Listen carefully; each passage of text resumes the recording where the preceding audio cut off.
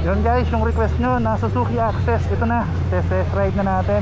So ito yung variants na analog pa siya, pero pareho lang naman yan. I think yung electronics lang talaga na digital yung dashboard niya na iba. Oh, yan. Okay, so yung specs nito guys, no? So 4 stroke, single cylinder, single overhead cam na 2 valves na 125cc. Pormahan yan, siyempre classic style, no? Tara, subukan natin. Napakaganda ng seat niya, oh. Bagay na bagay sa pagiging classic niya. Yan, ay ang ganda, oh. May LED light, oh. So, Tyson natin. Yan, right. Kill switch, okay. passing light, Okay. hazard. May hazard na po. Fairness, ang ganda ng kanyang side mirror. May rubber garnish pa. Tapos chrome yung finish. Talagang ano siya, yayamanin ang kanyang design, no? Ang tapos maluwag, no? Malapad na akong rider pero maluwag, no? Kita nyo guys, 5'9" ako, malapad ang upuan, hindi naman ako masyadong tiptoe, no? So kapag sumakay ka sa scooter kasi bababa pa naman siya, yan, luwag, oh. Alright, test ride tayo kasi pipila pa tayo papasok ng test ride area. Sir, oh, ganda, ha? Classic, oh. Ano, maluwag, no? Maluwag siya. Ano yung feeling ko? Tignan nyo, maluwag guys, oh. Gulay board. Ito, sabitan, hook lang siya, no? Plastic type. Maganda to guys, pang city. Para kanino ba to? Para sa mga, hindi ko masasabing beginners, at also sa mga female riders natin.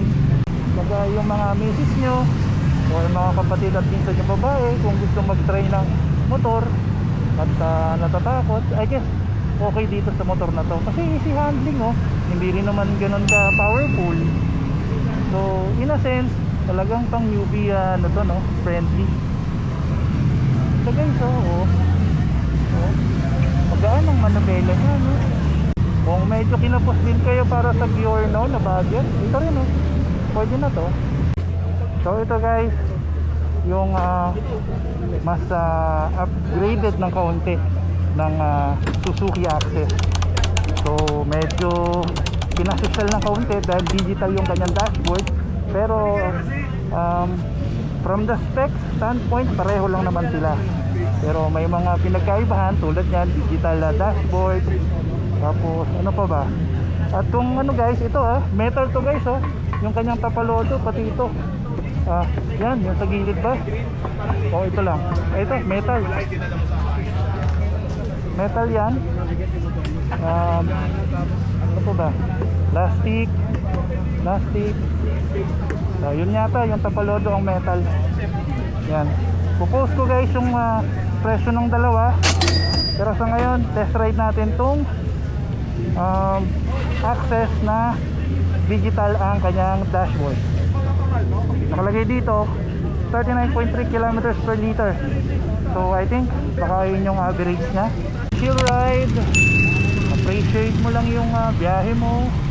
You know, you can go from point A to point B. That's the main purpose of this bike. And darating ka ng stylish ka. Yan. Classic. Meron siyang USB dito. So ang ganda ng kanyang design kasi mayroong LED sa paikot. Kaya nakakatawa. At mayroon siyang siyempre yung rubber enclosure niya. Tapos dalawang side pocket na pwedeng paglagyan ng mga barya, mga coin purse, o maliit na inumin, panyo, bimpo, yan.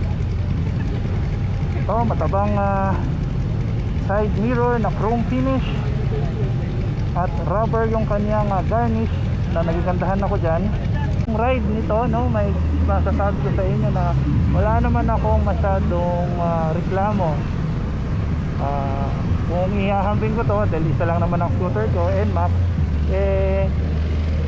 hindi naman siya ganun ka arangkada, pero stylish at hindi ako nahihirapan sa pag-drive nito. Yun ang masasabi ko. Okay sir, first ride impression ng Access. So disc brake sa harap, drum brake sa likod. Yan. 10 inch likod, 12 inch sa harap na gulong. Alright.